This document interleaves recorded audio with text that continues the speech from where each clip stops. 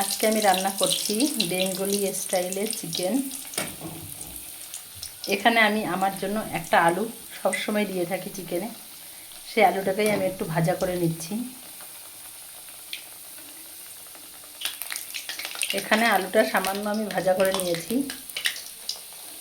এখন আলু ভাজাটাকে আমি তুলে নেব।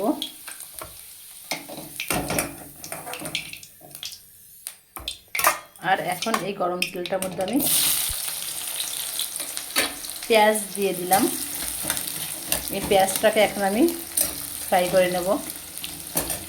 আর এখানে আমি চিকেনটা ধুয়ে রেখেছি, তার সঙ্গে আলুটা ভাজা করে তুলে রাখলাম। আর এখানে রেখেছি আদা, রসুন, টমেটো, এই তিনটে জিনিস আমি মিক্সার করে নিয়েছি। ততক্ষণে এখানে পেঁয়াজটা ভাজা হবে। ভাজা হয়ে যাওয়ার পরে আমি এই মিক্সার করা মশলাটা দিয়ে দেবো। এখানে পেঁয়াজটা খুব সুন্দর করে ভাজা হয়ে গেছে।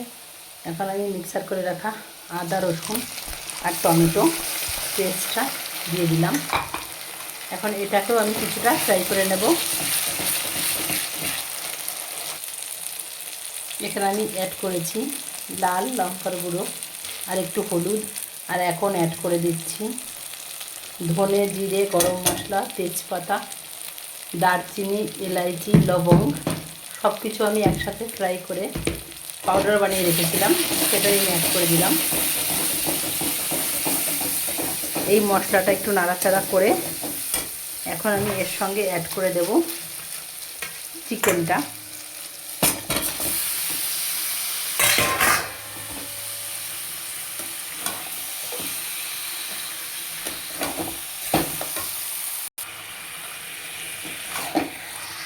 পুরো মাংসটাই আমি এখন মশলাটার সঙ্গে ভালো করে মিশিয়ে নেব।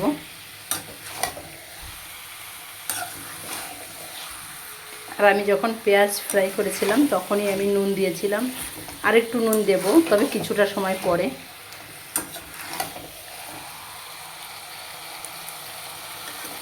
এরকম করে ধীরে ধীরে আমি মাংসটাকে ফ্রাই করে নেব।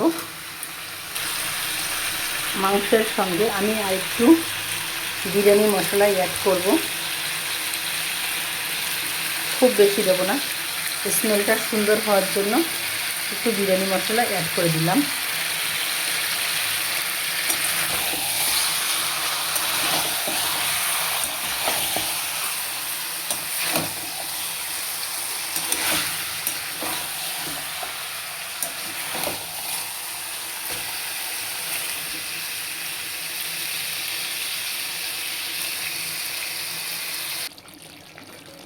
এখানে মাংসটা অনেকটা কষানো হয়ে গেছে, আরও এখনও এই পুরো ঝোলটা আমি শুকিয়ে ফেলব।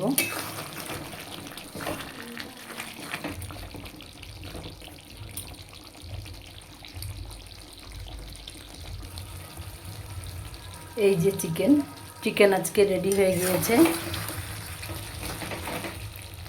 গ্রেভিটা বেশি চাই না, তাই আমি কমই রেখেছি।